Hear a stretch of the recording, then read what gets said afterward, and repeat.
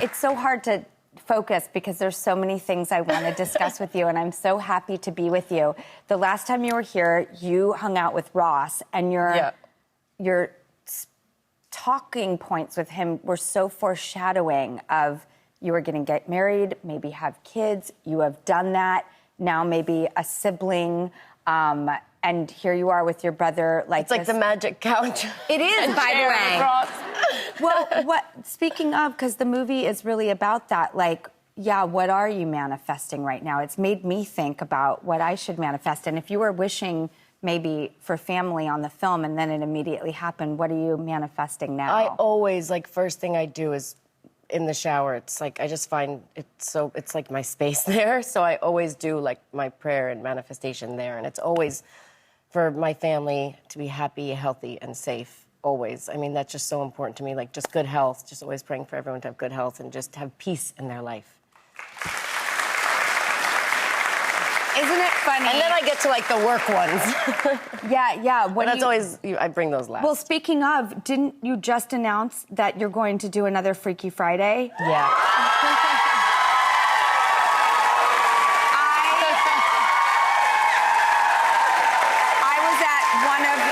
I was at one of the cons with Jamie Lee Curtis, and she was doing a whole life retrospective that I was a part of. Oh, and wow, that must have been amazing. It was amazing, and the audience kept asking about Freaky Friday.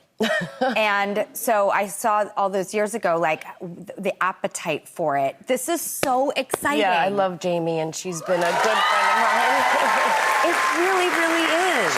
We've stayed close over all the years. She's a tough chick. Yeah, but I love that about her. I know, I want to be tough. I think you're tough. You're sweet, but tough. She feels like she's got spine and cojones. Yeah. And I think I do too, but in a different way. So she's a very empowering woman, and I just love talking to her, and I'm really excited to work with her. I just love those no-nonsense people. I feel like I nonsense and then, break down. Yeah, I'm kind of similar to you in that sense. She's just and although sometimes I am no-nonsense when I have to be. Okay, you know what? I'm in the middle. Maybe I am too. You're helping me realize a lot of things today. Well, I cannot wait for that sequel. It's going to be so much fun. Will you be the mom this time? I will see.